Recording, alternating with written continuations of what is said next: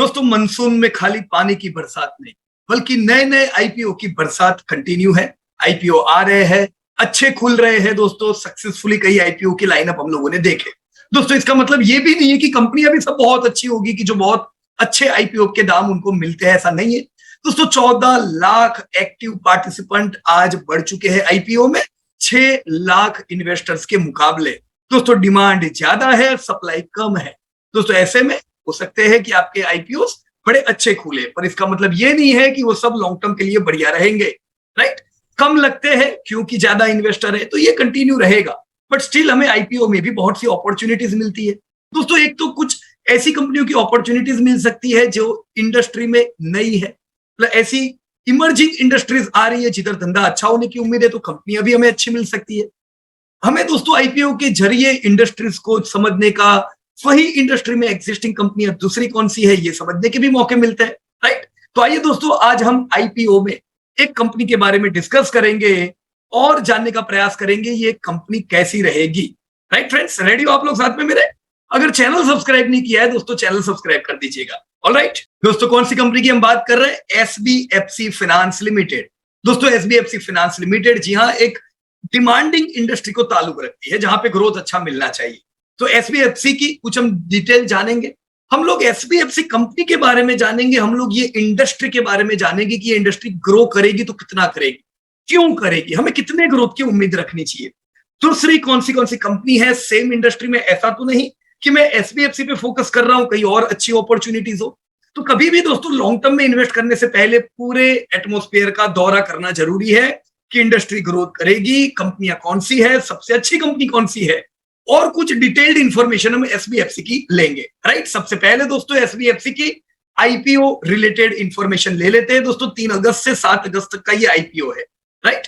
13 crore 35 lakh shares की ये offer है, जो करीबन 54 से 57 रुपीस के दाम पे है। तो गिन लीजिए 13 करोड़ मल्टीप्लाई बाय 57, करीबन 7,000 करोड़ का दोस्तों ये आईपीओ हुआ, जो छोटा आईपीओ है। अगेन मैंने अभी आपको बताया 14 लाख इन्वेस्टर दोस्तों, राइट। तो डिमांड रहेगी, ये सब्सक्राइब हो सकता है ज्यादा, जिसके कारण ये खुले भी बहुत ऊपर, राइट। पर इसका मतलब ये नहीं है कि मैं इन कंपनियों को लॉन्ग टर्म के लिए रखूं कि नहीं, वो हम बाद में बात करेंगे दोस्तों। अगर एम्प्लॉय है तो 2 रुपए का डिस्काउंट भी यहाँ पे अवेलेबल है, 10 रुपए की फेस वैल्यू है।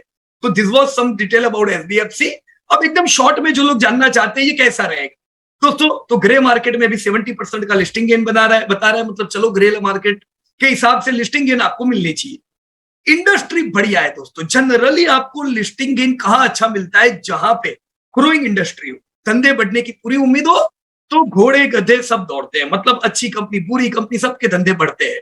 तो यहां पे भी कुछ ऐसा ही होगा दोस्तों। जब इंडस्ट्री बढ़िया है तो सबको फायदा मिलना है। ये कंपनी कैसी है? एवरेज है। मैं बुरी नहीं बोलूंगा, मैं अच्छी नहीं बोलूंगा, एवरेज कंपनी है जहां लिस्टिंग गेन मिल सकता है।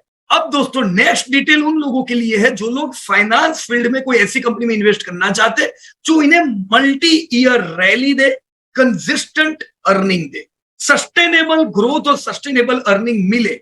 तो अगर आप ऐसी कोई वेल्थ क्रिएटर ढूंढना चाहते हो तो आगने वाला जो सेशन है ये अब आपके काम का है, राइट। चलो सबसे पहले हम कंपनी की डिटेल ले लेते हैं दोस्तों। सबसे पहले बिजनेस के बारे में, they are systematically important non deposit taking. कौन सी कंपनी है? Non deposit taking, non banking financial company दोस्तों। ये लोग लोन ऑफर करते हैं, जैसे एमएसएमई सेगमेंट की लोन हुई, लोन अगेंस्ट गोल्ड हुई, और इनके ज्यादातर जो बोरोअर होते हैं वो entrepreneur, small business owner, self employed individual, salaried और वर्किंग क्लास इंडिविजुअल दोस्तों होते हैं। दोस्तों इंडस्ट्री के बारे में अगर हम इंफॉर्मेशन ले कि कौन सी इंडस्ट्री को ताल्लुक रखती है दोस्तों, भारत में वैसे देखा जाए तो एनबीएफसी का इंपॉर्टेंस बड़ा है, क्योंकि ये वो जगह पे कैटर करते हैं, ये वो जगह पे दोस्तों लोन देते हैं जो अंडर बैंक्ड है, जहां पे दोस्तों जो ट्रेडिशनल फाइनेंशियल इंस्टीट्यूशंस है जैसे बैंक्स हुई, राइट, वो लोग यहाँ पे लोन नहीं दे पाते हैं। तो अंडर बैंकिंग रीजन में दोस्तों एनबीएफसी का बड़ा रोल आता है। आपने सुना होगा नो डॉक्स लोन करके, है ना, जिनके पास डॉक्यूमेंट्स नहीं होते प्रॉपर वे में, धंधा तो उनका अच्छा होता है पर फिर भी डॉक्यूमेंट नहीं होते, ऐसे लोगों को भी इस प्रकार की कंपनियां दोस्तों काम लगती है, राइट।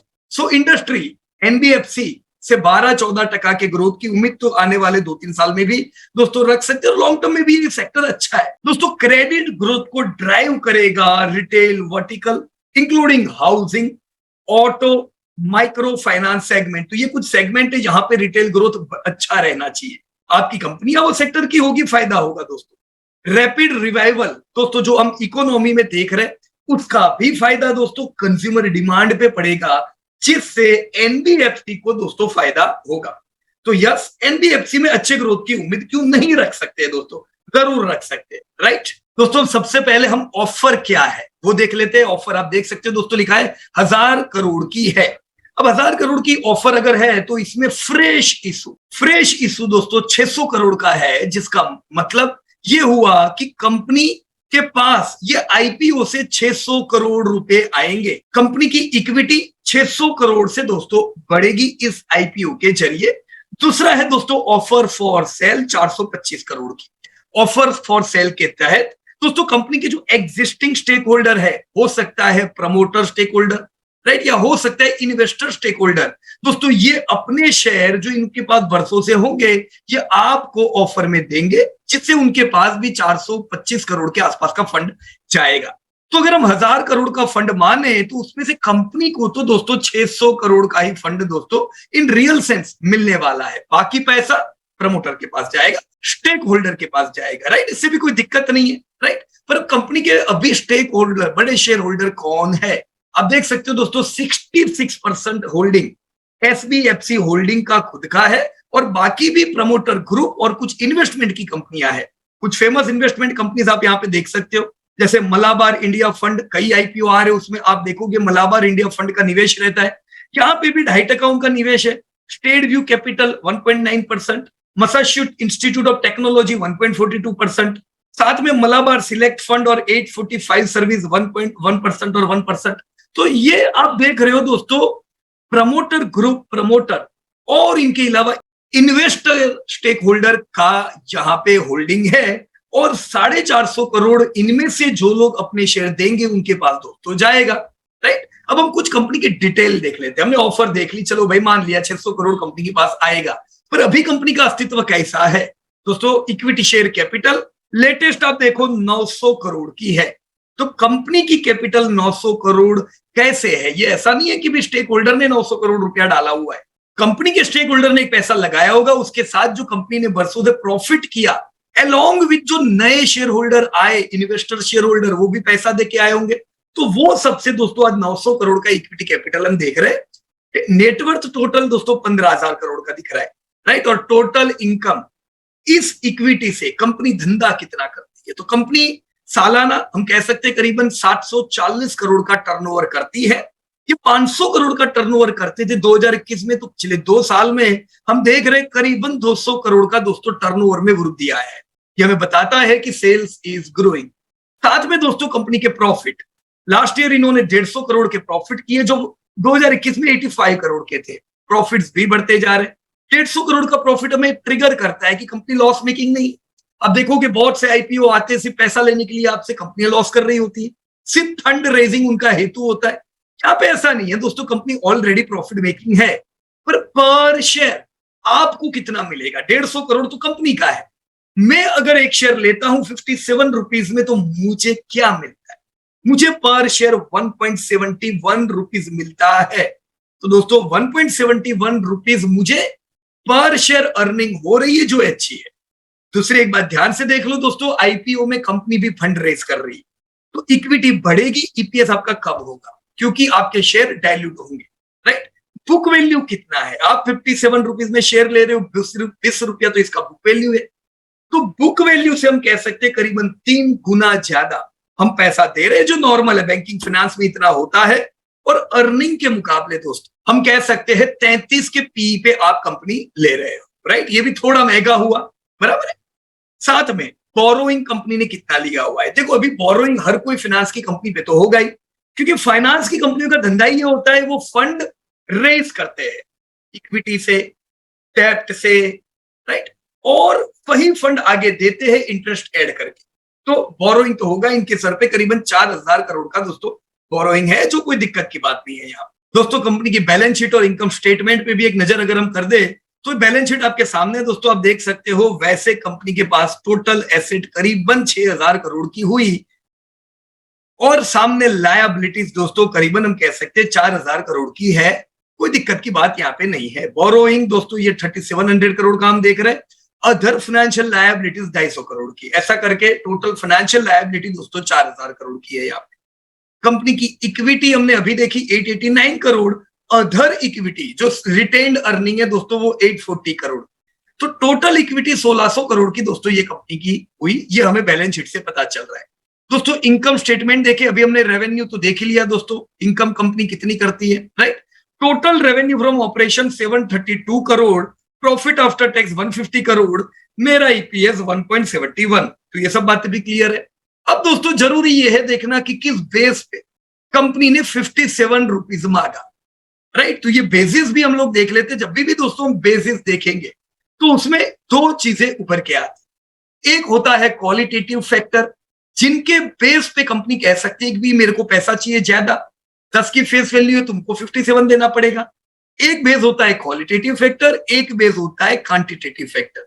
हम दोनों बेसिस को बारी बारी दोस्तों देखेंगे कि क्या 57 रुपीज देना वर्थ है कि नहीं, राइट। अब दोस्तों क्वालिटेटिव फैक्टर में अभी तो हमारे सामने क्वालिटी के फैक्टर ज्यादा नहीं होंगे क्योंकि बिजनेस हमारे लिए नया है, पर कंपनी का क्या कहना है दोस्तों क्वालिटेटिव फैक्टर में कि भी ये डाइवर्सिफाइड पान इंडिया प्रेजेंस रखते हैं with an extensive network to cater targets customer segment. तो पान इंडिया में है। देखो ये एक होता है कि भी फाइनेंस कंपनी में रिस्क होता है अगर वो कोई एक ही रीजन में बिजनेस करे, मान लो वो रीजन में ज्यादा एनपी आ रही है तो कंपनी को प्रॉब्लम हो सकता है।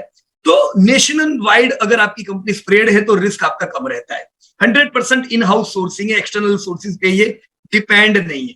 Comprehensive credit assessment, underwriting and risk management framework, ये तो अभी हमको भविष्य में ही पता चलेगा। Extensive on ground collection infrastructure leading to maintenance of robust asset quality, consistent financial performance backed by profitable growth, ये तो दिख रहा है, चलो प्रॉफिटेबल ग्रोथ है और फाइनेंशियल परफॉर्मेंस अच्छा है।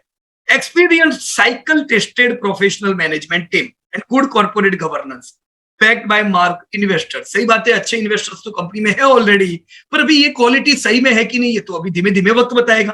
क्वालिटी पैरामीटर, क्वालिटी फैक्टर वो है जो आज हमारी आंखों के सामने है। तो क्वांटिटेटिव फैक्टर में सबसे पहले ईपीएस, वैसे हमने पहले इसकी बात कर दी कि yes consistently earning per share आपको मिलती जा रही, आप 57 दे रहे हो, 1.71 दोस्तों आपको मिल रहा है और ये उम्मीद है कि ये बढ़ता जाएगा, तो यहाँ पे कोई दिक्कत नहीं है दोस्तों। दूसरा दोस्तों इनके कुछ केपीआईज अगर हम देखें तो चलो हमने अभी देखा नेटवर्क कंपनी का करीबन 15,000 करोड़ है, CAR 32 का मेंटेन है, तो ये तो आरबीआई के हिसाब से मेंटेन करना पड़ता है।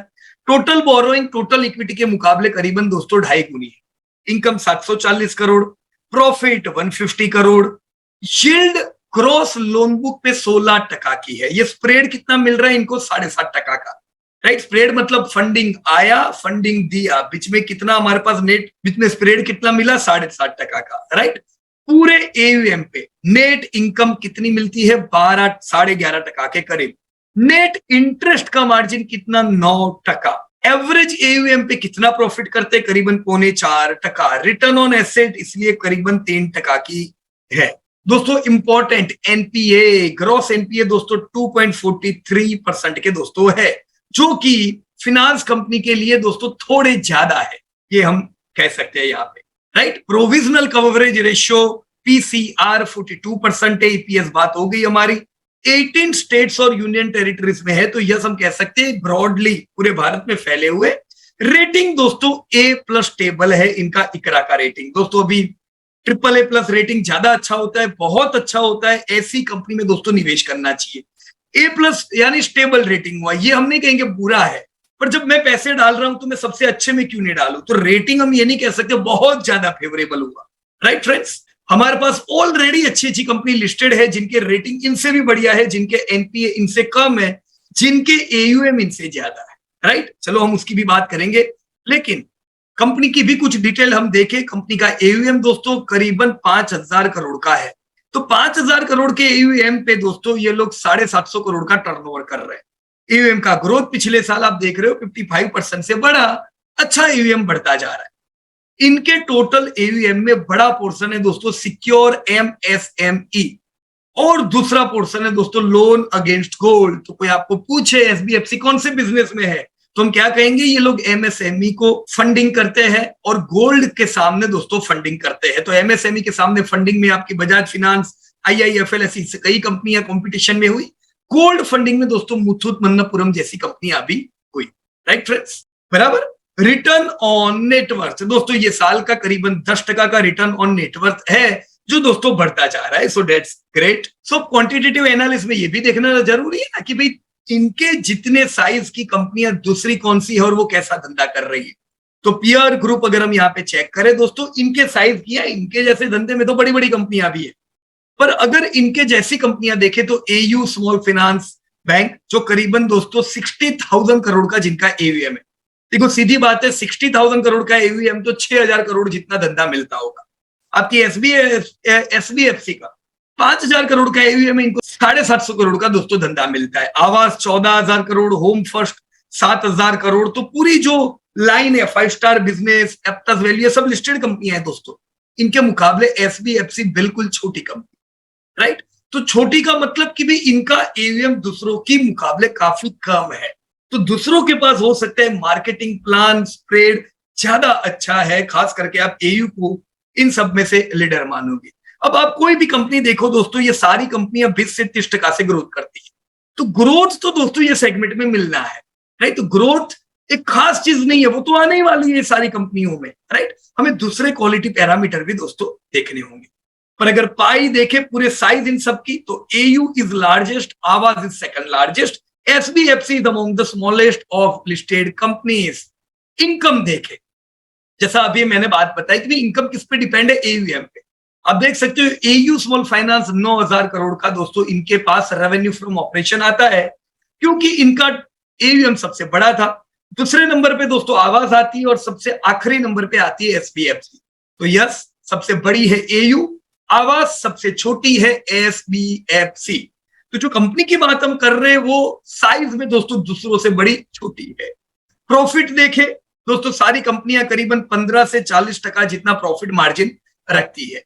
दोस्तों यहाँ पे ये चीज भी होती है दोस्तों कि अगर कंपनियां ज्यादा रिस्की प्रोडक्ट करती है, ऐसे केस में उनको ज्यादा इंटरेस्ट मिलता है, ऐसे केस में उनके मार्जिन भी अच्छे रह सकते हैं। तो आप इन कंपनियों में खाली मार्जिन के बेस पे डिसीजन नहीं ले सकते। हो सकता है जिनके मार्जिन कम हो दोस्तों, वो कुछ सिक्योर्ड प्रोडक्ट में भी फंडिंग करते होंगे, तो उनका स्प्रेड कम रहता है, मार्जिन कम रहते हैं। Right, here you can C 15 to 45%। मतलब हम ये नहीं कह सकते एसबीएफसी बहुत अच्छी कंपनी है क्योंकि वो प्रॉफिट कर रही है। अरे सब कंपनी प्रॉफिट कर रही है फाइनेंस में, कोई ऐसा फाइनेंस में लॉस मेकिंग कंपनियां आपके सामने नहीं है लिस्टेड में। राइट, यस, मार्जिन में ये नहीं कह सकते सबसे अच्छे इनके मार्जिन है, बराबर। इनके अलावा एनपीए देखे तो सबसे बुरे एनपीए एसबीएफसी के हैं। मैंने आपको पहले ही बताया जब हम इनके केपीआईज देख रहे थे कि एनपीए 2.4%, मतलब ये कुछ ज्यादा फेवरेबल चीज नहीं है। फिर एयू फाइनेंस क्या बुरी है दोस्तों, जो सबसे बड़ा एवीएम रखती है और इनका एनपीए भी कम है। आवास क्या बुरी है दोस्तों, जिनके 1% ही gross NPA. So this all are best. SBFC को हम इनसे तुलना नहीं कर पाएंगे दोस्तों। This is not a good quality parameter, ये भविष्य में हैरान कर सकते। राइट, रिटर्न ऑन एसेट दोस्तों, रिटर्न ऑन एसेट सबसे बढ़िया आपकी 5 स्टार और एप्टस की, सबसे कम एसबीएफसी और एयू स्मॉल फाइनेंस की। राइट, तो जितने भी दोस्तों अभी हमने पैरामीटर देखे, उन पैरामीटर के बेस पे इतना समझ में आया कि सबसे बड़ी कंपनी इनके जितनी साइज वाली कंपनियों में, हम यहाँ बजाज को नहीं गिन रहे, हम यहाँ HDFC housing development finance company को नहीं गिन रहे, तो ऐसी सब कंपनियां एचडीबी फाइनेंशियल सर्विस को नहीं गिन रहे, तो भी दोस्तों एयू आवास जैसी कंपनियां सबसे बड़ी है, तो उनकी साइज अच्छी है। एसबीएफसी उन सबसे छोटी है, और ये भी नहीं कह सकते कि क्वालिटी में ये सबसे अच्छी है। तो कोई कारण नहीं है कि मैं क्यों ये सब कंपनी छोड़ के इसी कंपनी के पीछे पड़ूं दोस्तों लॉन्ग टर्म के लिए। आईपीओ गेन तक बात सीमित है दोस्तों, लॉन्ग टर्म के लिए कोई कारण नहीं है कि हम यहाँ पे बड़ी सी पोजीशन लेके चलो जिंदगी भर के लिए रखेंगे। राइट, पर और हम अगर डिटेल में देखें कि ये इंडस्ट्री क्यों बढ़ेगी, ये इंडस्ट्री में कौन से सेगमेंट बढ़ेंगे, आपके मन में आएगा यार मैं मुथूट ले लूं, मैं बजाज ले लूं, मैं एचडीबी फाइनेंस ले लूं, पर ये सब में सबसे ज्यादा क्या चलेगा, सबसे सस्टेनेबल ग्रोथ मुझे कौन देगा। तो ये सब चीज जानने के लिए दोस्तों इंडस्ट्री ओवरव्यू देखना बड़ा जरूरी है। तो हम आने वाली कुछ स्लाइड्स में इंडस्ट्री की जानकारी लेंगे जो हमारी आइडिया को क्लियर करेगा। सबसे अच्छा सेक्टर कौन सा है फाइनेंस में, कौन से स्टेट है जिधर ये धंधे ज्यादा ग्रो करेंगे, और कौन सी कंपनियां हैं जो ज्यादा ग्रोथ कर सकती है। रेडी हो दोस्तों? चलो तो हम लोग शुरू हो जाते हैं। दोस्तों, भारत आज दुनिया का सबसे बड़ा पॉपुलेटेड कंट्री हो चुका है। एज यू कैन सी दोस्तों, 2011 में भारत में 125 करोड़ जनसंख्या थी और करीबन 25 करोड़ हाउस होल्ड यानी परिवार रहते थे। ये दोस्तों 2001 से 2011 के बीच में 1.5% से ग्रो हुए थे। 2001 से 2011 1.5% का ग्रोथ, पर 2011 से 2022 सिर्फ 1.1% का ग्रोथ पॉपुलेशन में हुआ। तो भी जो हमारी जो जनसंख्या 125 करोड़ थी, ये 142 करोड़ दोस्तों पहुंच चुकी है। और इसीलिए हमने सबसे बड़ी पॉपुलेटेड कंट्री जो अब तक चाइना थी, उनको पीछे छोड़ के दोस्तों हम हाईली पॉपुलेटेड कंट्री हो गए। दोस्तों, इसी प्रकार से 2031 में दोस्तों भारत में 150 करोड़ पॉपुलेशन होगा, जो करीबन 25 करोड़ परिवार दोस्तों भारत में 2011 में रहते थे। 2030 में 38 करोड़ फैमिलीज का एक बड़ा हाउस होगा इंडिया, राइट। तो अगर ऐसा है, आप इसी चीज का चित्र में दोस्तों वर्णन देख सकते हो, कैसे भारत का पॉपुलेशन दोस्तों महज 4 करोड़ से दोस्तों 150 करोड़ की ओर जा रहा है। कैसे सिर्फ 10 करोड़ परिवार 1971 में थे और 2030 में ये 10 करोड़ परिवार 40 करोड़ यानी कि 4 गुना ज्यादा परिवार में दोस्तों कन्वर्ट हो गए।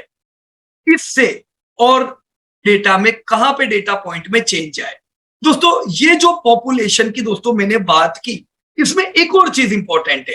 ये जनरली कहते हैं कि जो यंग डेमोग्राफी होती है वो ज्यादा ग्रो करती है। और आपने सुना भी होगा कि भी इंडिया दुनिया की सबसे बड़ी मेजर यंगेस्ट इकोनॉमी है, राइट। तो मेजर इकोनॉमी में सबसे यंग है भारत। तो ये बात जब भी आप सुनो तो सुनो मेजर इकोनॉमी बोलते हैं। वैसे भारत सबसे यंग नहीं है, नाइजीरिया इंडिया से बहुत यंग है, ये पाकिस्तान इंडिया से बहुत यंग है। तो असल में यंग इकोनॉमी ज्यादा ग्रोथ करनी चाहिए, यंग इकोनॉमी ज्यादा आगे होनी चाहिए स्पोर्ट्स में, पर ऐसा 100% नहीं। पाकिस्तान यंगेस्ट इकोनॉमी होने के बावजूद दोस्तों वो अच्छा ग्रोथ नहीं कर रहा है, इनफैक्ट बहुत बुरे हाल है। अपने ही भाई है, लेकिन वो सब चीज उनकी तरफ है, वो यंग है हमसे ज्यादा, पर वो ग्रोथ नहीं कर रहे क्योंकि उनका ध्यान कहीं और है, वो कुछ और चीजों में इन्वेस्ट कर रहे हैं। लिख के आओ, इंडिया एजुकेशन पे इन्वेस्ट कर रही है, इंडिया साइंटिस्ट पैदा कर रही है, इंडिया आईटी में निवेश कर रही है। तो इंडिया भले उनके जितनी यंग नहीं है, पर दोस्तों ग्रोथ तो बढ़िया कर रही है। आज भारत विश्व की 5वें नंबर की सबसे बड़ी इकोनॉमी हुई और हम तीसरे नंबर पे जाने लगे, राइट। तो मेजर इकोनॉमी दूसरी सब देखे तो उनमें इंडिया सबसे यंग है। तो यंग का एक फायदा होता है, देखो इंडिया 1980 के दौर में भी यंग था, पर हम ग्रोथ नहीं कर रहे थे। तो आज जैसा हम पाकिस्तान को कह रहे हैं, उस समय हमको भी लोग कहते थे यार इंडिया यंग है तो भी ग्रो नहीं कर रहे, क्योंकि हम लिबरलाइज नहीं थे, हमारे यहाँ प्राइवेटाइजेशन नहीं था, लाइसेंस राज था। अब देखो जब मौसम पूरा खुल गया है, आज प्राइवेटाइजेशन, आज अपॉर्चुनिटीज है, आज इंडिया ग्रोथ करने लगा है। तो एक अपॉर्चुनिटी की जरूर थी जो 1991 के बाद इंडियंस को मिली और उसका धमाकेदार रिजल्ट हमने यहाँ पे देखा, राइट। सेम अपॉर्चुनिटी हो सकता है कल पाकिस्तान को मिले, ये लोग भी अच्छा ग्रोथ करेंगे और इससे हमें खुशी होगी, right. Here you can see urbanization. दोस्तों 1950 में सिर्फ 17% भारतीय शहरों में रहते थे, बाकी पूरा भारत 83% भारत गांव में रहता था, रूरल में था। दोस्तों आज वर्ल्ड के ज्यादातर कंट्रीज अर्बनाइज हो चुके हैं। इनफैक्ट चाइना का भी यही हाल था, चाइना भी अर्बन हो चुका है, पर इंडिया अभी भी दोस्तों मेजर इंडियन रूरल में रहते। तो इंडिया इकोनॉमी अभी भी रूरल इकोनॉमी है दोस्तों। अभी 2025 में भी 38% इंडियन दोस्तों अर्बन में रहते होंगे। तो अभी अर्बनाइजेशन हुआ नहीं है इंडिया में, पर अब ग्रोथ जबरदस्त देख रहे हो दोस्तों। जितना ज्यादा अर्बनाइजेशन होता है उतना फिनांस या डिस्क्रिशनरी प्रोडक्ट का स्पेंडिंग भी बढ़ता है, तो ये बढ़ता जा रहा है, ये भी एक पॉजिटिव चीज है। Increasing GDP per capita. दोस्तों पर कैपिटा जीडीपी, असल में जितना जीडीपी बढ़े उसके साथ ये भी बढ़ता है। इंडिया का जीडीपी एकदम तेजी से बढ़ रहा है, जीडीपी पर कैपिटा भी बढ़ रहा है। दोस्तों पास्ट सालों में 2016 से 2023 में इंडिया का जीडीपी पर कैपिटा 9% से बढ़ा है। दोस्तों पिछले साल 2023 में अंदाजित 2 लाख रुपए की पर हेड इनकम पे हम पहुंचे, जो खाली लाख रुपया थी 2016 में। तो लाख से 2 लाख पहुंचने में हमको कितना टाइम लगा? 2016 से 2023। पर आने वाले सालों में दोस्तों हम ये स्पीड से नहीं चलेंगे। इंडियन की जीडीपी पर कैपिटा बढ़ी होगी 9% से, अब बढ़ने वाली है 10-11% से। तो रेडी हो जाओ मेरे इंडियन, आपकी इनकम दुनिया से तो तेजी बढ़ने वाली है, पर पिछले सालों में जो इनकम बढ़ी उससे भी तेज बढ़ने वाली है दोस्तों। 2027 में एवरेज इंडियन की इनकम करीबन 3 लाख रुपया होगी, जो अभी 2 लाख रुपए के आसपास है। तो 1 लाख रुपए की एक additional income, average income average Indian में दोस्तों स्प्रेड हो जाएगी। इसका जबरदस्त इफेक्ट आप चार्ट में देख पाओगे दोस्तों। ये वो डेटा है जो आपको क्लियर चित्र बता सकता है क्या चेंजेस आते हैं दोस्तों। 2012, 17, 22 आप देख सकते हो दोस्तों, करीबन 20 से 22 करोड़ हाउस होल्ड की इनकम 2 लाख रुपए से दोस्तों कम थी। So this was not good thing दोस्तों। आधे से ज्यादा भारत की इनकम कम।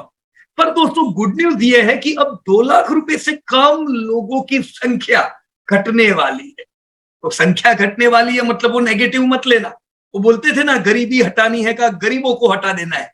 ऐसा नहीं है गरीबों को हटाना है, गरीबी हटानी है। ये हमने यहाँ पे गरीबी हटते हुए देखेंगे, क्योंकि नेगेटिव ग्रोथ दिख रहा है उन लोगों का जो लोगों की इनकम 2 लाख कम थी। तो ग्रोथ किसका होगा फिर? आप देख रहे हो दोस्तों, 2017 में खाली 4 करोड़ इंडियन हाउस होल्ड थे जो 2 लाख से 10 लाख कमाते थे। ये आज दोस्तों 10 करोड़ हाउस होल्ड पहुंच चुके हैं। तो दोस्तों 2 गुना हाउस होल्ड बढ़े, जिनकी इनकम दोस्तों इंक्रीज हुई। आज 2 लाख से 10 लाख वाले भारतीय 10 करोड़ हो गए, जो 18 करोड़ हो जाएंगे 2030 तक। तो दोस्तों करीबन 4 से 5 गुना लोग 2 लाख से 10 लाख के ब्रैकेट में आने वाले हैं। Welcome everybody. पर सबसे बड़ा वेलकम किसको? सबसे तेजी में भारत में पैसे वालों की संख्या बढ़ने वाली है दोस्तों। कैसे कह सकते हैं दोस्तों? खाली 30 लाख लोग थे भारत में जो 10 लाख से ज्यादा कमाते थे दोस्तों। आप देखोगे 3.5 करोड़ में ये कन्वर्ट हो जाएगा। तो सबसे तेजी से क्या बढ़ेगा दोस्तों इंडिया में? लोगों की इनकम बढ़ेगी। आप ये कह सकते हो सबसे तेजी से क्या घटेगी इंडिया में? आप कह सकते हो टंके की चोट पे कि गरीबी घटेगी दोस्तों। राइट?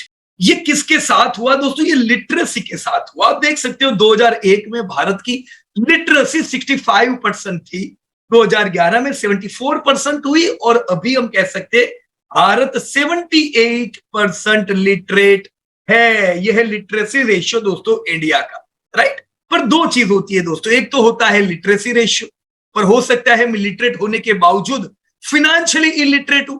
ऐसा तो सुना होगा आपने बहुत बार। तो लिटरेट मतलब ऐसा नहीं है फाइनेंशियल लिटरेट। फाइनेंशियल लिटरेसी अगर हम देखें तो पूरे भारत में दोस्तों सबसे ज्यादा फाइनेंशियल लिटरेसी वेस्ट इंडिया में है। 37% of the population is financially literate. Overall India 27% financial literate है।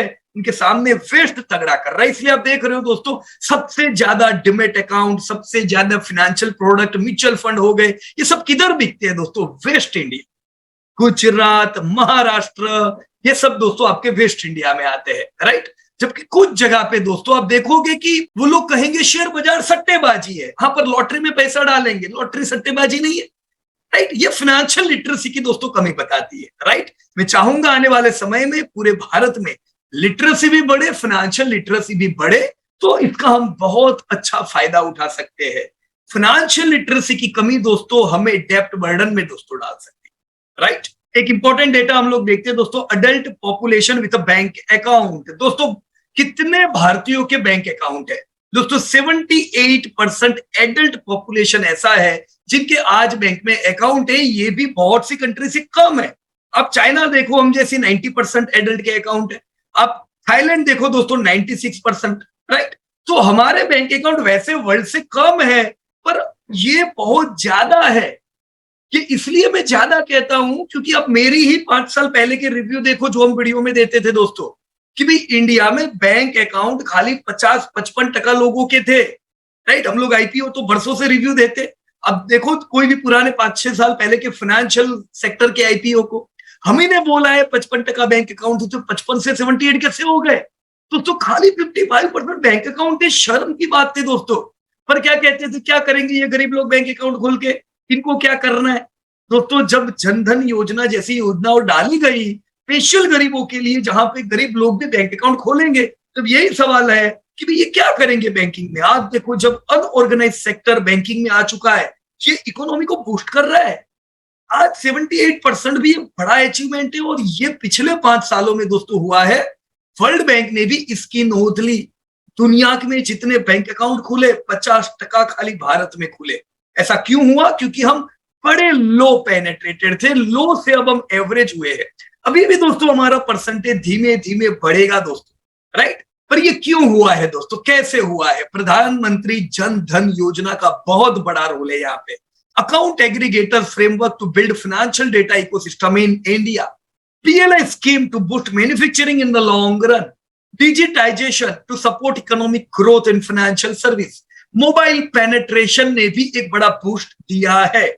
Rise in 4G network and smartphone usage. दोस्तों स्मार्टफोन यूजर की संख्या बढ़ गई है। पहले स्मार्टफोन किसी के पास होते नहीं थे, आज आप हर कोई को देखो स्मार्टफोन है। क्यों? वो गूगल यूपीआई, गूगल पे से या यूपीआई से मेरे को पेमेंट करना है। दोस्तों अब डिजिटल पेमेंट देख सकते हो, 2018 का ही ये डेटा है, बहुत पुराना नहीं है। 41% ट्रांजेक्शन नॉन डिजिटल, 59% डिजिटल थे। आज आप देखो दोस्तों 99% ट्रांजेक्शन डिजिटल हो गए। दिस अमेजिंग, अमेजिंग है कि नहीं है दोस्तों?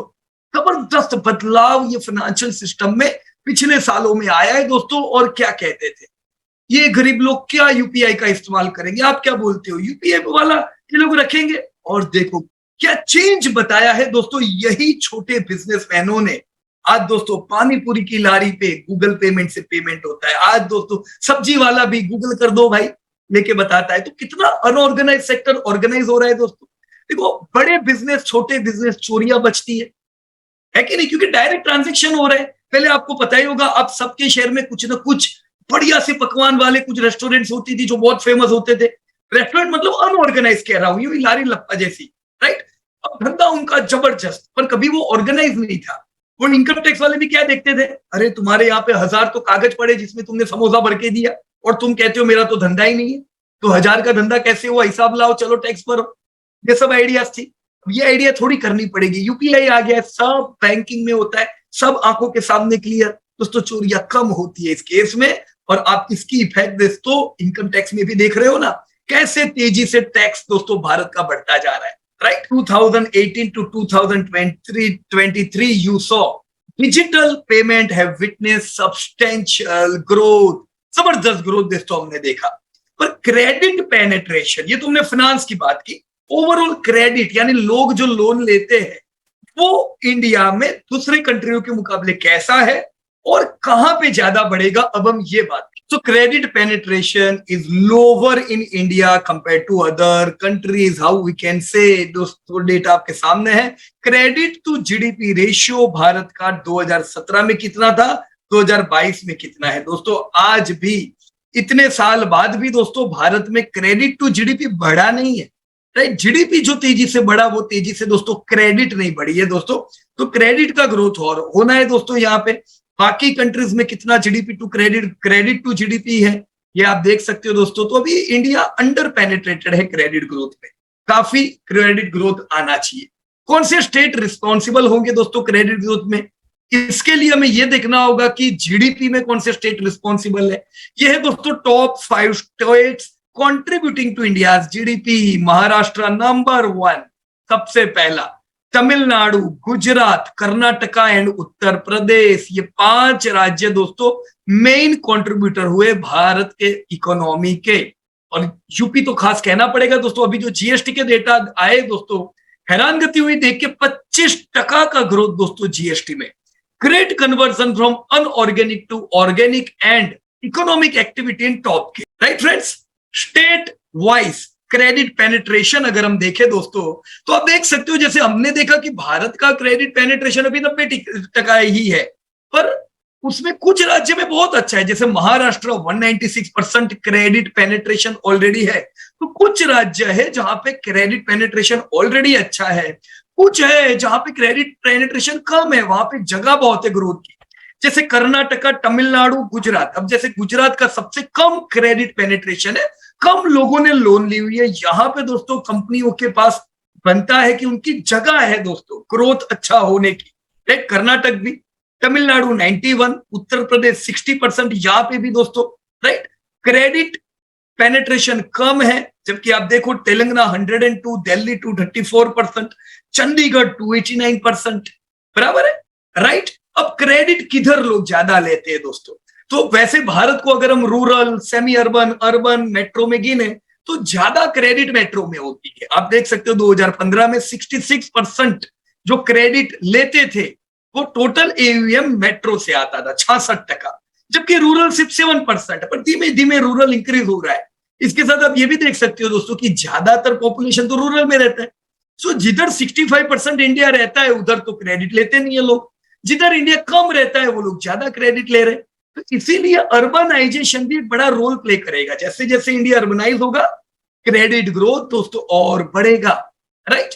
साथ में ग्रोस डोमेस्टिक सेविंग रेट अगर हम भारत का दुनिया से कंपेयर करें, यहां पे हम बहुत अच्छा करते हैं। आप देख सकते हो एवरेज यूएस या यूके से जो 17 to 18% दोस्तों जिनका ग्रॉस डोमेस्टिक सेविंग है दोस्तों, भारत का 31% है, जो ऑप्टिमिस्टिक है दोस्तों। हमारा डोमेस्टिक सेविंग दुनिया से ज्यादा है, तो डेट्स ग्रेट, और यही चीज दोस्तों हमें सस्टेनेबल ग्रोथ देती है। हाउस होल्ड सेविंग अगर हम देखें तो आप देख सकते हो जैसे 18 से 25% के बीच में जनरली भारत का हाउस होल्ड सेविंग परसेंटेज रहता है, पर ये दोस्तों हर साल 8.5% कगार से दोस्तों बढ़ता जाता है, राइट। आज दोस्तों आप कह सकते हो कि 272 लाख करोड़ की भारत की जीडीपी में से 46 लाख करोड़ तो दोस्तों हाउस होल्ड डोमेस्टिक सेविंग है, जो एक बहुत ही बढ़िया फिगर है। 8.5% से और ये बढ़ती जाएगी, so that's great. Domestic saving तो चलो हमारी अच्छी है, पर किधर हो रही है दोस्तों?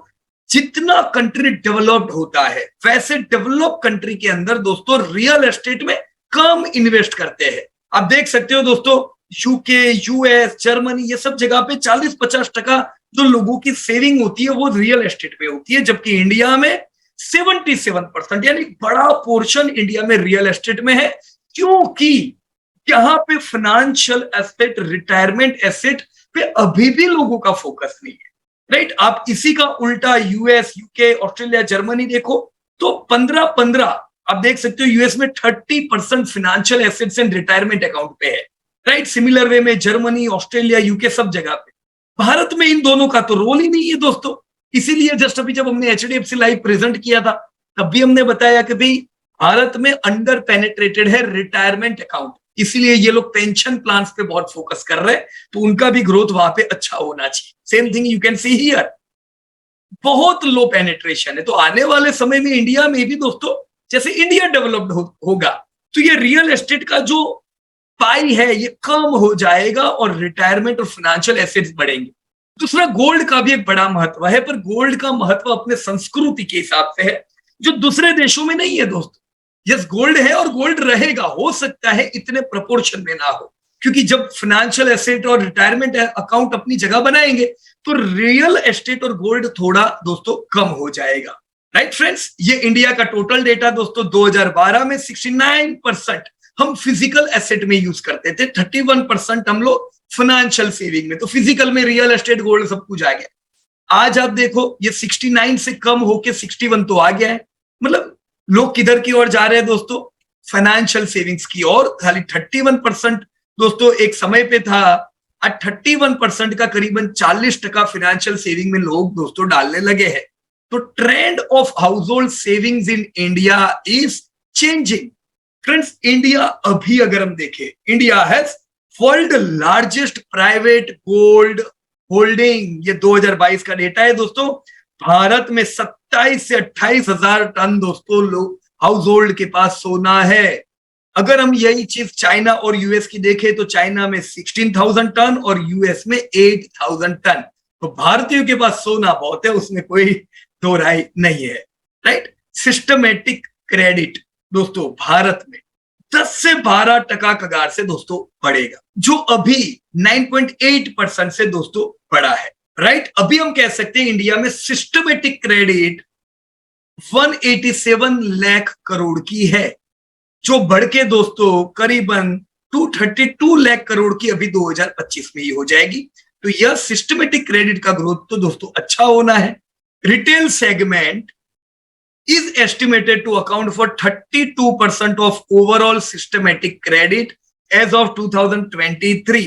दोस्तों जो 2018 में रिटेल सेगमेंट क्रेडिट का 26% हिस्सा था, अब ये बढ़ के 32% हो जाएगा। रिटेल सेगमेंट यानी रिटेल क्रेडिट अच्छा ग्रोथ करनी चाहिए। यस दोस्तों, इंडिया में रिटेल क्रेडिट ग्रोथ कंटिन्यू बढ़िया ग्रोथ में रहेगा। तो अगर मैं रिटेल क्रेडिट ग्रोथ की कंपनी में निवेश करता हूं, मैं 14-15% के ग्रोथ की दोस्तों उम्मीद रख सकता हूं।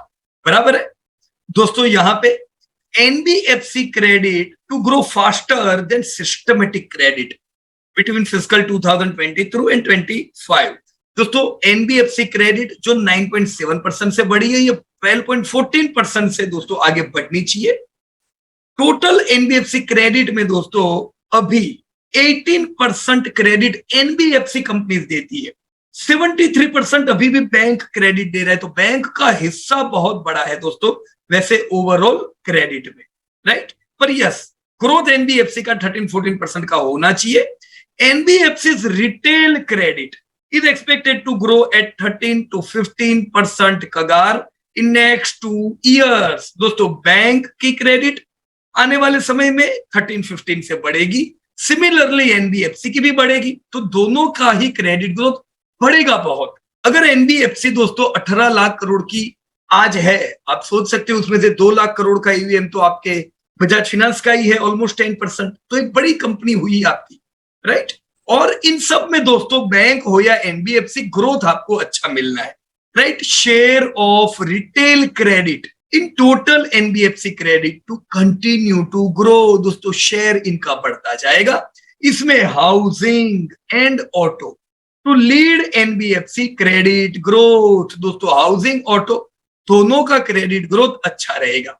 Further NBFCs have a reasonable market share across segment. आप देख सकते हो दोस्तों एमएसएमई में करीबन 19% का स्टेक आपके एनबीएफसी का है, गोल्ड लोन में 25%, हाउसिंग लोन में 34% एंड ऑटो लोन में 40 to 50% एनबीएफसी का दोस्तों रोल है।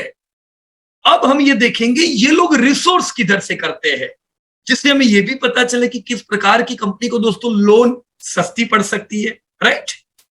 दोस्तों रिसोर्सेज में bank borrowing is expected to remain primary source of fund for the NBFCs apart from NCD। Yes दोस्तों, आपकी एनबीएफसी कंपनी के लिए नॉन कन्वर्टेबल डिबेंचर के साथ बैंक बोरोइंग एक बड़ा सोर्स होती है। यही दो वो जगह है जहां से उनको दोस्तों सबसे बड़ा फंडिंग मिलता है। करीबन 70 to 75% of the fundings come from this place. दोस्तों इनफैक्ट ये फंडिंग जो आईआईएफएल के क्राइसिस आए उनके बाद थोड़ा मुश्किल हो गया था फाइनेंस कंपनियों के लिए, राइट। एनबीएफसी की borrowing cost to increase in financial 2023 with reversal in interest rate cycle. अब तक तो दोस्तों हमने इंटरेस्ट रेट साइकिल जो पिछले साल बढ़ते हुए देखी, हमने देखा कि बैंकिंग में या फाइनेंस की कंपनियों की इस बार कॉस्ट बोरोइंग की बढ़ी हुई थी, जिससे मार्जिन पे भी फर्क दोस्तों पड़ा था। अब भविष्य में जब दोस्तों इंटरेस्ट रेट घटेंगे, ये इनके लिए दोस्तों फायदा कारक भी हो सकता है, राइट।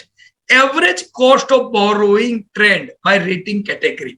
मैंने दोस्तों शुरुआत में ही आपको बताया कि एसबीएफसी ए रेटेड कंपनी है, इनको रेटिंग ए मिला हुआ है। तो दोस्तों जब ये लोगों को फंडिंग की जरूरत पड़ती है दोस्तों, करीबन 10.3% से फंडिंग मिलता है। पर जब कोई एकदम स्टैंडर्ड रेटिंग वाली कंपनी जाती है जैसे AAA रेटिंग, उनको दोस्तों वही फंडिंग 60% से मिलता है। तो करीबन 3% का जो ये गैप है ये छोटा नहीं है। इसीलिए जितनी स्टेबल कंपनी होगी उनको कम इंटरेस्ट पे दोस्तों बोरोइंग मिलता है। यहीं पे दोस्तों आपकी बजाज फाइनेंस जैसी कंपनी, एचडीएफसी जैसी कंपनियां आगे निकलती है दोस्तों। कम कॉस्ट पे इनको फंडिंग मिलेगा तो दोस्तों इनके मार्जिन ज्यादा हो जाएंगे, राइट। एनबीएफसी के जीएनपीए रेशियो भी दोस्तों 2023 में यानी इस साल दोस्तों कम हुए, जो कोविड के समय पे दोस्तों बढ़ चुके थे। अब ये ट्रेंड दोस्तों धीमे धीमे हम देखेंगे दोस्तों सुधरता जाएगा, राइट। जीएनपीए रेशियो का भी, राइट फ्रेंड्स। कुछ सेगमेंट भी देख लेते कि कौन से सेगमेंट में कैसा ग्रोथ की उम्मीद है। जैसे यहाँ पे एक उदाहरण दिया है एमएसएमई सेगमेंट, कि एमएसएमई सेगमेंट जो है दोस्तों ये वैसे जीडीपी में 30% कंट्रीब्यूट करता है। आप देख सकते हो दोस्तों 2019 में जीवीए ग्रॉस वैल्यू एडेड दोस्तों 57 लाख करोड़ का एमएसएमई से आता था। करीबन 7 करोड़ दोस्तों एमएसएमई इंडिया में है, तो एक बड़ा वर्ग है। लेकिन दोस्तों यहाँ पे क्रेडिट गैप काफी है। जैसे 2017 का ये डेटा है कि टोटल एमएसएमई की डिमांड करीबन 70 लाख करोड़ के क्रेडिट की थी, जिसमें से 11 लाख करोड़ की क्रेडिट फॉर्मल सोर्सेस से मिली। फॉर्मल सोर्सेस मतलब ये सारी ऑर्गेनाइज कंपनी। बाकी दोस्तों 60 लाख करोड़ की दोस्तों क्रेडिट एमएसएमई को इनफॉर्मल सोर्सेस से मिली, जिसे क्रेडिट गैप कहते हैं। दोस्तों ये क्रेडिट ग्रेड अगर ऐसा ही रहा तो ये बढ़ के 92 लाख करोड़ की हो जाएगी, जो एक बड़ी अपॉर्चुनिटी भी है इन फाइनेंस कंपनियों के लिए। तो एमएसएमई में डिमांड ज्यादा रहनी चाहिए, ग्रोथ एमएसएमई के फंडिंग में ज्यादा मिलना चाहिए। आपने देखा होगा बजाज फाइनेंस भी एमएसएमई में अच्छा खासा फंडिंग करती है, एचडीबी फाइनेंशियल भी करते हैं। तो क्यों? स्कोप है दोस्तों, राइट। अब स्टेट वाइज रजिस्ट्रेशन देखो कि किधर सबसे ज्यादा एमएसएमई बढ़ रहे हैं। कंपनियां जो यहाँ पे काम करेगी उनको दोस्तों धंधा ज्यादा मिलेगा। जैसे आप देख सकते हो महाराष्ट्र, तमिलनाडु, गुजरात, यूपी, ये सब वो जगह है जहां पे रजिस्ट्रेशन एमएसएमई के बढ़ते जा रहे हैं और बहुत बड़ी संख्या में दोस्तों एमएसएमई है। अब इनका जो पोटेंशियल है दोस्तों, potential market for residential property, देखो रेसिडेंशियल प्रॉपर्टी सिक्योर्ड प्रॉपर्टी कहते हैं, right. So potential market for residential property backed secured MSME lending estimated at 22 lakh crore. कितने का मार्केट है दोस्तों सिक्योर्ड एमएसएमई में, रेसिडेंशियल प्रॉपर्टी में? 22 लाख करोड़ का। दोस्तों देखो कैसे गिना है, आप देख सकते हो दोस्तों। Estimated number of house hold in India कितने गिने हैं? 27 करोड़। पर ये कौन से है दोस्तों? Non agree. So total estimated share of self employed non agree total house hold, self employed कितने? करीबन 5.5 करोड़। इसमें दोस्तों ऐसे कितने सेल्फ एम्प्लॉयड जिसके पास खुद का पक्का मकान है? 4.5 करोड़। एवरेज टिकट साइज अगर हम 50 लाख की गिने तो एड्रेसेबल मार्केट दोस्तों आपका 22 लाख करोड़ का होता है, जो छोटा नहीं है दोस्तों। एक बड़ा मार्केट एमएसएमई से मिल सकता है। MSME credit outstanding estimated at 26 lakh crore as of March 23। दोस्तों एनबीएफसी के हिस्से में इनका 24% मार्केट जाता है, बाकी 76% दूसरे सोर्सेज से इनको फंडिंग मिलता है। तो एनबीएफसी के लिए दोस्तों ये बड़ी जगह हुई, राइट। आप यहाँ पे देख सकते हो कौन सी कंपनियां किधर फोकस करती है। You can see with the average ticket size more than और इक्वल टू 10 लाख। इसमें 16% की यील्ड में फेडरल बैंक फाइनेंशियल, उग्रो कैपिटल, कैप्री ग्लोबल, पूनावाला फिनकॉर्प। 16 से 22% में बजाज फाइनेंस जैसी है, 22% प्लस में आईआईएफएल जैसी है। और छोटी जो टिकट साइज है जैसे एसबीएफसी जिसकी आज हम बात कर रहे हैं, या एयू स्मॉल फाइनेंस जो हमने बात की, इनके जैसी कंपनी, राइट, वो छोटी टिकट साइज 10 लाख जैसे में ये लोग काम करते हैं, राइट फ्रेंड्स। यहाँ पे ये सबसे इंपॉर्टेंट चार्ट है दोस्तों। ये चार्ट वो बताता है इतनी सारा पूरा वर्ल्ड आप एनबीएफसी का देखो, सबसे बड़ा एयूएम कौन है दोस्तों? जो बड़ा बबल है वो एयूएम है। तो आप देख सकते हो बजाज फिन, एचडीबी, आईआईएफएल, ये सब कुछ बड़ी फाइनेंस कंपनियों में दोस्तों नाम आता है। लेकिन जब आप एनपीए के साथ देखते हो तो जितना ये साइड पे ज्यादा कंपनी उनकी उतनी एनपीए ज्यादा। तो एनपी आपकी एसबीएफसी एवरेज में आती है। सबसे बढ़िया कौन सी है दोस्तों? देखो बजाज फाइनेंस जैसी क्वालिटी किसी की नहीं है। यू कैन सी हियर सबसे आखिर में, मतलब सबसे कम एनपीए और सबसे बड़ा बलून बजाज फाइनेंस का है। तो जब हमारे पास ऐसी कंपनी हो, फिर ग्रोथ मिलना है, क्वालिटी रहनी है, तो फिर मैं क्यों कहीं और बार बार नजर करूं दोस्तों?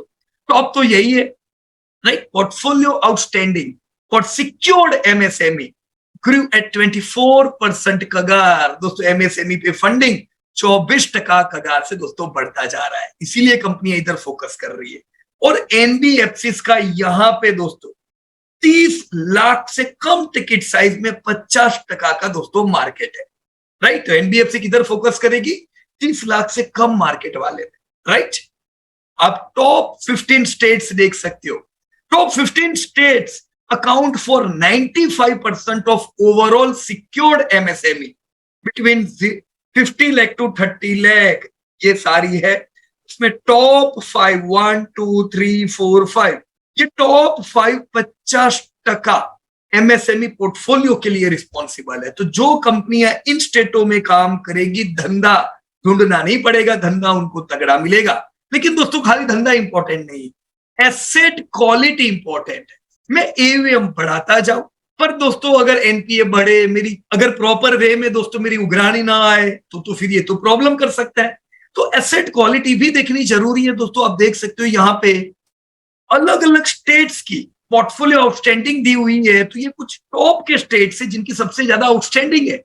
लेकिन एनपीए अगर 2-3% जो है, जैसे महाराष्ट्र, तमिलनाडु, गुजरात, कर्नाटका, राजस्थान, तेलंगाना, यूपी, आंध्र, अब 1-2-3% की दोस्तों आप देख रहे हो उनकी जीएनपीए है, ये फेवरेबल है। ऐसी जगह पे धंधा करने में क्या है, धंधा भी मिलेगा, क्वालिटी मिलेगा।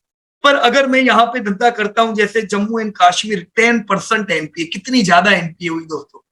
तो कुछ लोग कह सकते हैं कि यार हमको लोन नहीं मिलती, लेकिन भाई लोन मिलके अगर कंपनियों को प्राप्त पैसे नहीं मिलेंगे तो कौन लोन देगा। JK 10%, Manipur 19%, you can see West Bengal 8%। ये सब फेवरेबल रेशियो नहीं है दोस्तों, ये वो रेशियो है जिससे बड़ी कंपनियां रेजिस्ट करती है कि इधर धंधा नहीं कर। अगर कोई कंपनी यहीं पे फोकस्ड होगी, मान लो फॉर एग्जाम्पल बंगाल या कश्मीर पे ही उनका फोकस है, तो वो प्रॉफिट नहीं कर पाएगी। सही कह रहा हूं कि गलत कह रहा हूं। तो दोस्तों एसेट क्वालिटी भी देखे, एयूएम भी देखे, both the things are equally important friends, right. Second product की अगर हम बात करें, गोल्ड लोन। दोस्तों गोल्ड लोन 12% कगार से बढ़ रही है।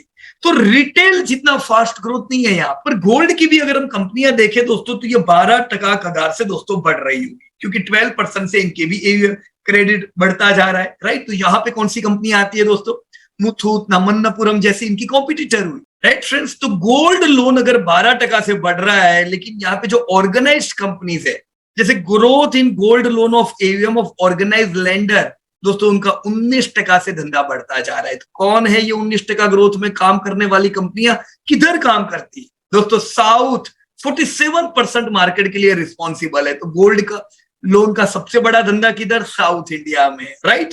तो दोस्तों साउथ में भी अगर हम देखें तो सबसे ज्यादा लोन कौन देता होगा, तो वैसे गोल्ड लोन में सबसे ज्यादा हिस्सा बैंक के पास जाता है। अब सीधी बात है दोस्तों, उनको फंडिंग पड़ता सस्ता है तो वो धंधा भी ज्यादा कर पाएंगे, क्योंकि वो कम रेट पे दे पाएंगे, राइट। तो आपका बैंक 78% अगर पाई रखती है, तो एनबीएफसी कंपनियों के हिस्से में 22% जाता है। तो अगर ये 22% हिस्सा भी हम देखें तो कौन सी कंपनियां इसमें लीडर है दोस्तों, मुथूट इज नंबर 1। मुथूट के नजदीक और कोई नहीं है। उसके बाद आएगी दोस्तों मन्नपुरम फाइनेंस, ना आईआईएफएल फाइनेंस, ना मुथूट फिनकॉर्प जैसी कंपनियां। तो लीडर कौन दोस्तों गोल्ड में, Muthoot finance is the leading company, बराबर है। सो फ्रेंड्स, हमने अलग अलग प्रोडक्ट्स देखी जिसमें आपकी फाइनेंस कंपनियां काम करती है। कुल मिला के सब कंपनी का देख लेते टोटल कैसा है। दोस्तों आपके सामने एयूएम है। एयूएम में सबसे तगड़े खिलाड़ी कौन है दोस्तों, as you can see Muthoot finance जो आपकी गोल्ड की कंपनी है, AU finance, HDB financials, right. ये कुछ ऐसी कंपनियां हैं जो सबसे बड़े एयूएम रखती है। आईआईएफएल, और हमने बजाज फाइनेंस को यहाँ पे नहीं लिया है और आईआरएफसी को नहीं लिया हुआ है, राइट। सेकंड, रेटिंग अगर हम देखें, क्योंकि रेटिंग से दोस्तों ये तय होता है कि कौन सी कंपनी को सस्ता फंडिंग मिलेगा। हमारी पहले बात होगी दोस्तों सिंगल ए रेटिंग, जैसे एसबीएफसी को A+ रेटिंग है, और आपकी HDB financial AAA rating, Bajaj finance AAA, IRFC AAA। तो उन लोगों को हमेशा फंडिंग सस्ता मिलेगा, इनको ज्यादा महंगा मिलेगा। तो ये दोस्तों आपके प्रॉफिट को तोड़ता है, राइट। दोस्तों ग्रोस एनपीए, अगर एनपीए देखे तो दोस्तों असल में एनपीए डिपेंड करते हैं आप कौन से सेगमेंट में हो। आप देख सकते हो होम फाइनेंस की कंपनियों पे कम एनपीए रहते हैं, राइट। एमएसएमई की कंपनियों पे ज्यादा एनपीए है, राइट। अब अगर दोस्तों हम लोग एसबीएफसी की इंफॉर्मेशन ले, जो डेटा अब तक देखा उससे ये कंक्लूजन निकल के आया कि सबसे बड़ी कंपनियों में दोस्तों आपकी बजाज फाइनेंस, आईआरएफसी ये सब आती है। उसके बाद की अगर कंपनीज देखें, आईआईएफएल है, एचडीबी है, ये सब भी अच्छी कंपनियां हैं जिनके एयूएम बड़े हैं, राइट। जब आप एनपीए वाइज जाओगे, राइट, तो बजाज फाइनेंस, आईआरएफसी के बिल्कुल लोएस्ट एनपीए उभर के आते हैं। एसबीएफसी क्या है, हमारी ऑलरेडी दोस्तों बात हो गई SBFC पे कि ये लोग MSME और गोल्ड को फोकस करते हुए करीबन 5,000 करोड़ का AUM दोस्तों रखते हैं, 750 करोड़ का धंधा करते हैं, करीबन 120 सिटीज में दोस्तों, 16 स्टेट्स में ये लोग फैले हुए हैं। तो धीमे धीमे डाइवर्सिफाइड हो रहे हैं। इनको ज्यादा बड़ा टर्नओवर दोस्तों साउथ इंडिया और नॉर्थ इंडिया से आ रहा है, राइट। इनके सेगमेंटल अगर हम टर्नओवर देखें तो MSME 65%, लोन अगेंस्ट गोल्ड 24% दोस्तों, राइट। कुछ KPI देखे दोस्तों खास इनके, तो करीबन 5,000 करोड़ का AUM, रिटर्न ऑन इक्विटी दोस्तों 10% की, जबकि आपके पास दूसरी कई कंपनी है जिनके बड़े AUM है, बड़ी ROE है दोस्तों, राइट। NPA 2.43, यहां पे भी दोस्तों अपने पास चॉइस है कुछ कंपनीज की जहां पे कम NPA है, राइट फ्रेंड्स। कंपनी के बारे में अगर हम जानकारी ले पूरे माइलस्टोन, तो 2008 में कंपनी की शुरुआत हुई, 17 में कंपनी में इन्वेस्टमेंट आया अर्पवुड पार्टनर्स इन्वेस्टमेंट का दोस्तों, 2019 में SBFC होल्डिंग का निवेश आया। इनके आउटलुक को सुधारा गया दोस्तों, स्टेबल टू पॉजिटिव किया गया। 2022 में दोस्तों मलाबार इंडिया फंड का निवेश आया। 2022 में ही दोस्तों इकरा ने इनके आउटलुक को रिवाइज किया, और 2024 में क्या IPO आया, राइट। इसको अगर हम बजाज फाइनेंस के साथ कंपेयर करें दोस्तों, बजाज फाइनेंस एक सबसे बड़ी कंपनी है। As you can see 2.70 lakh crore का AUM दोस्तों, जो 32% के ग्रोथ से बड़ा, ग्रोथ अच्छा है इन लोगों का, प्रॉफिटेबिलिटी तगड़ी है, ROE तो देखो डिफरेंस 25% का ROE है, जबकि SBFC का 10% का ROE है। और कम हो जाएगा दोस्तों ये जैसे ही IPO आएगा, क्योंकि IPO की वजह से इक्विटी बढ़ेगा। NPA 0.21, जबकि आप SBFC का देखो दोस्तों 1.5% का नेट NPA था। सो यू कांट कंपेयर दोस्त with Bajaj, right. Bajaj finance भी करेक्शन में है, तो एक अच्छी अपॉर्चुनिटी है, we can accumulate at lower level दोस्तों। 2000 गुना रिटर्न दिया होगा क्योंकि अच्छा ग्रोथ था, पर आने वाले समय में भी हम ग्रोथ तो तगड़ा ही देखेंगे, right. So yes, this is the best choice among all the companies. Muthoot finance अच्छी है, ये भी करेक्शन में है, ज्यादातर कंपनी करेक्शन में होगी, क्यों? इंटरेस्ट रेट हाई है, तो फंडिंग हाई मिलता है, तो मार्जिन कम होते हैं, right. Best among gold finance, अगर गोल्ड में डाल रहे हो मन्नपुरम के बदले मुथूट ज्यादा अच्छी कंपनी हुई। आप देख सकते हो करेक्ट भी मन्नपुरम ज्यादा हुई, राइट। अगर आप दूसरी सब कंपनीज देख रहे हो छोटी छोटी, तो आवास फाइनेंस करेक्शन में, होम फर्स्ट करेक्शन में, एप्टस वैल्यू करेक्शन में, ऑल आर इन करेक्शंस। कारण मैंने आपको बता दिया दोस्तों। IIFL फाइनेंस अगेन एक बड़ी कंपनी, राइट, पर इससे बेहतर बजाज फाइनेंस, राइट। 5 स्टार जिनका अभी कुछ समय पहले IPO आया, right. AU small finance bank, yes it was in correction long, high volatility के लिए दोस्तों तैयार रहने का, राइट। तो कितने स्टार रेटिंग देंगे बोलो दोस्तों? डिमांड और प्रॉफिट के हिसाब से चलो 1-1 स्टार रेटिंग दे दो, क्योंकि डिमांडिंग इंडस्ट्री है, प्रॉफिट है इनके, लॉसेस हमने देखे नहीं, पर ये लीडर नहीं है, क्वालिटी में कॉम्प्रोमाइज है, कुछ NPA देखो और कुछ चीजों में, तो 2 स्टार दोस्तों दे सकते हैं हम। लॉन्ग टर्म के लिए बिल्कुल शांति वाला जीवन चाहिए तो निवेश नहीं कर सकते, उसके लिए बेटर चॉइस है आपकी बजाज या IRFC जैसी कंपनियां, राइट। देखो 5 स्टार रेटिंग किसको देंगे? बजाज को देंगे दोस्तों, ऑल राइट। तो देखो निवेश किधर करना है तो आपको सोचना है, मैंने आपके साथ कुछ डेटा डिस्कस किया। इसी प्रकार से सीखना चाहते हो दोस्तों, सब्सक्राइब कर लो चैनल, या टोल फ्री नंबर दिया हुआ है, कोई भी अपकमिंग बैच में ज्वाइन करके आप ये सारा रिसर्च दोस्तों सीख सकते हो। कमेंट में मुझे जरूर बताइएगा फाइनेंस सेक्टर में आप कौन सी कंपनी में पैसा डालोगे, right. Thank you so much and Jai Hind to everybody. Disclosure: This update is for educating purpose. We are not tip provider.